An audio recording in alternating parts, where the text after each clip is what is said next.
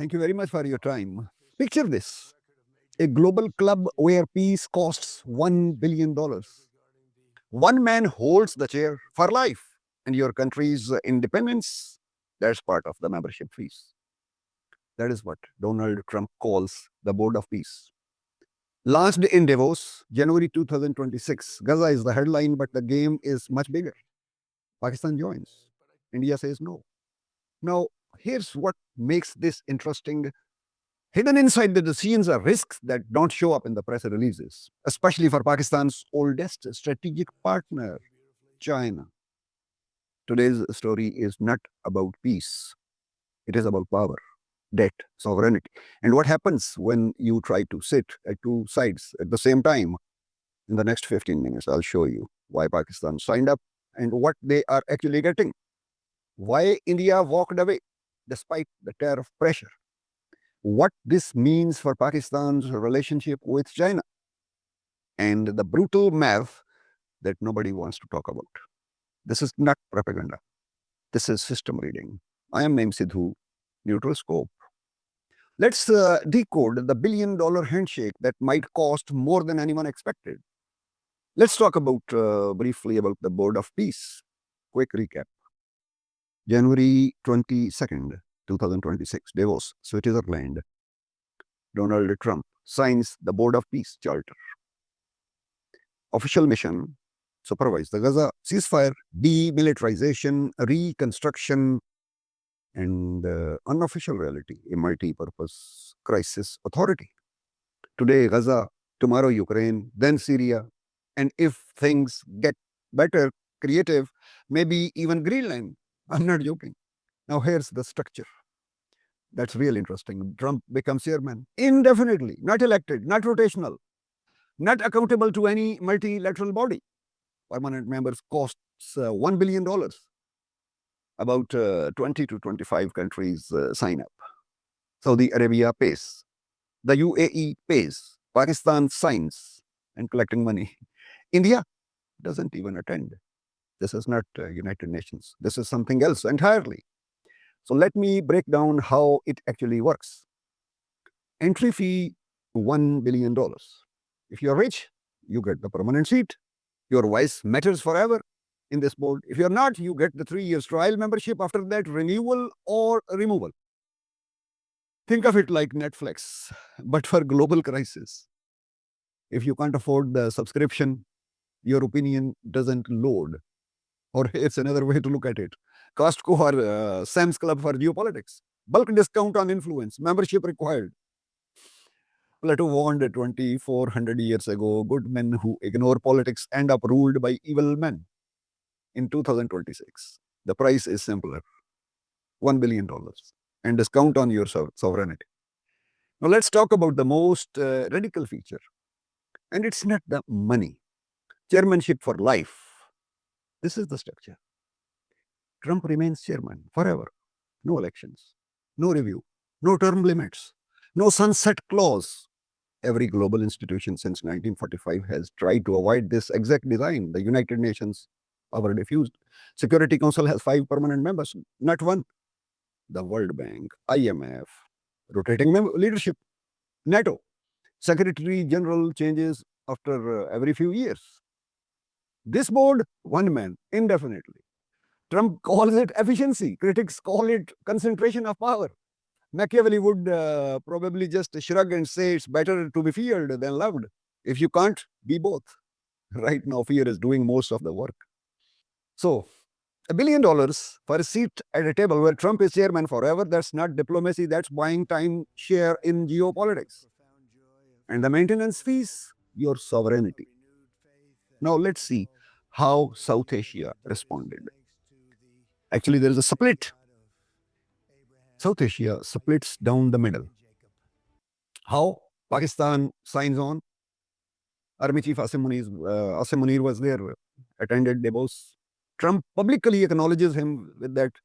The civilian prime minister signs the document. The symbolism is clear. Pakistan seeks re-entry into Washington's favor. And when you are negotiating with the IMF every 6 months, 8 months, access matters. India refuses. No signature, no attendance, no compromise. Why? Because January tariffs changed the equation.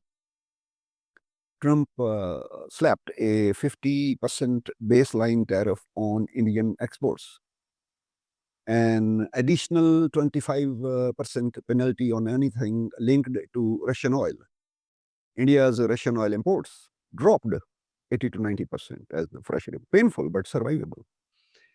So here's the choice both countries faced: join the board, maybe soften the trade pressure, or stay out, absorb the economic hit, but keep your independence. This is the most important. Pakistan choose access.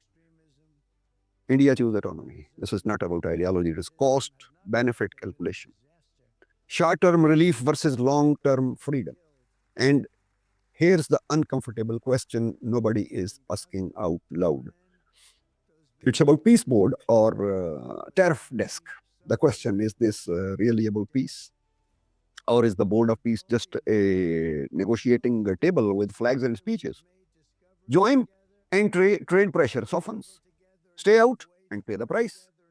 India stays out, absorbs the shock. Pakistan joins, avoid immediate punishment. Sovereignty becomes a bargaining chip, and the house always collects.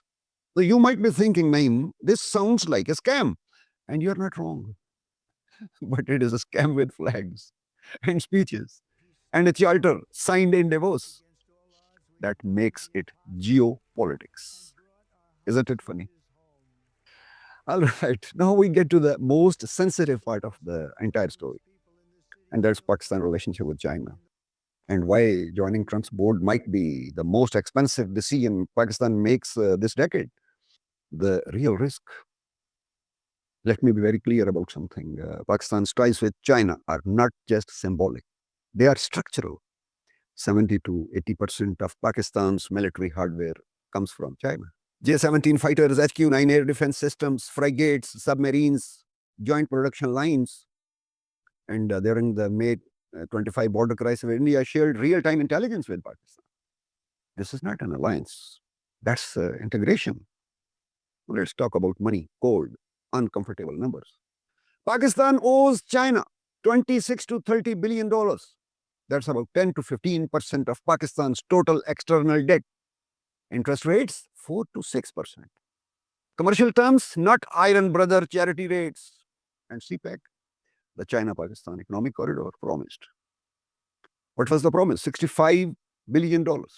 Delivered $35 billion or $30 billion. That's like ordering a full wedding feast and getting half a plate of biryani.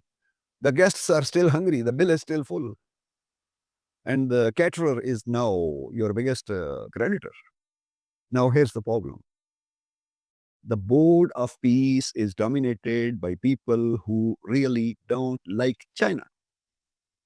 Trump, Israel, to some extent, Emirates.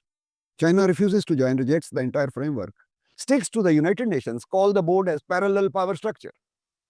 Beijing stays quiet publicly, but privately. Concerns are obvious, and Pakistan just joined the club China rejected. This is like borrowing money from your rich uncle, then joining his rival's country club and hoping he doesn't find out. Spoiler, he found out. So what happens if China gets annoyed? Defense supply chains get complicated. 70% of your hardware comes from them, even more than 70%. Debt renegotiations get harder. $30 billion in loans don't just disappear in the air. They are still there. CPEC phase 2 delayed again. Meanwhile, India plays a completely different game. Border talks with China resumed. Visas reopened. Trade climbed 10% to $118 billion. I mentioned in some video. Chinese firms gaining access to Indian market. BRICS coordination strengthening. De-dollarization talks accelerating. India absorbs Trump's tariff pain. The result may be 1 to 2% GDP loss, but keeps China relations alive. Pakistan avoids tariff, but risks angering its biggest creditor and military supplier. Two strategies, two risks. Time will tell which one was smarter. But right now, Pakistan is standing between two moving trucks, hoping neither one turn. Now, I'm going to talk about something very interesting. It is about Pakistan, the hyped gain versus the brutal math. Pakistan is supposedly getting in return. Let's see what's that. According to the optimists, access to Gaza reconstruction contracts, diplomatic goodwill from Trump, yes, really. Possibly softer IMF terms, maybe. Potential FATF relief, hopefully. Stronger alignment with Gulf states, on paper, sounds impressive. But now history has entered this chat, what we are doing right now. Every major strategic alignment that Pakistan made in the past, it came with the same promises, same slogans. This time it's going to be different. This time it is different. But let's check the receipts. Saudi and UAE bailouts, loans, not grants, with conditions, with interest. CPEC, 65 billion promised, 30 billion delivered. Interest increasing. Security costs mounting post 9/11. US partnership. Billions came, strings attached, drones included. Kerry Lugar bill, you must be remembering. Conditions, humiliating, that Kerry Lugar bill. IMF tranche, reliable and politically painful, but politically painful after every 6-8 months. Now, let's talk about the Board of Peace entry fees, $1 billion, confirmed. Guaranteed contracts, none. Investment commitments, zero. Relief mechanisms to be determined. So what did Pakistan actually buy? A seat at Trump's table? And the hope that this time, it will be different. A political philosopher, Hanna, once observed, most evil is done by people who never decide to be good or evil. I'll add that most bad deals are signed by people who never decided to check the fine print. And the fine print here, it's written in disappearing ink. What are the global reactions that what headlines missed? Let's zoom out, because Pakistan and India aren't the only ones responding, as I already mentioned. Let's see Russia. Putin is invited. He considers it conditionally. Smart man. Unfreeze my $300 billion in frozen assets first. Then we'll talk. Smart, transactional, typical Putin. Iran, furious, calls the board Satan's playground, views it as US-Israel power grab disguised as peacemaking, threatens retaliation. Now for Pakistan, this raises serious neighborhood risks. You're bothered by a country that just called your new club satanic. The Taliban, silent in Afghanistan. No invitation, no endorsement, no rejection. And history suggests Taliban's silence is not neutrality, it is calculation. Now, here's what most headlines are missing. First, I'll go point wise. India absorbs short term tariff pain, 1 to 2% GDP loss, but preserves strategic autonomy. That's the trade off that he is willing to take. Second, major European powers, UK, France, Germany, refuse permanent seats. Sovereignty matters more than access, even for them. Third, Gaza reconstruction may become corporate. Trump linked developers are already hovering, circling. Luxury zones, investor enclaves, beachfront property in war zones. Next thing you know, there will be a Gaza tower with a rooftop pool and Trump's name on it. Dark, yes, impossible. We'll see. Fourth, if the board expands beyond Gaza, it will. And it will, I hope. UN will get weak. Parallel authority hardens. The entire post-1945 orders start cracking. South Asia now faces a fork in the road. Pakistan locks into US-centric order with all its conditions. India navigates multipolar space with all its uncertainties. Neither path is risk-free. Let's see the real question. Board of Peace, an elite peace mechanism, or subscription-based sovereignty exchange? Pakistan hedges under pressure, with debt, with IMF conditionality, with desperation.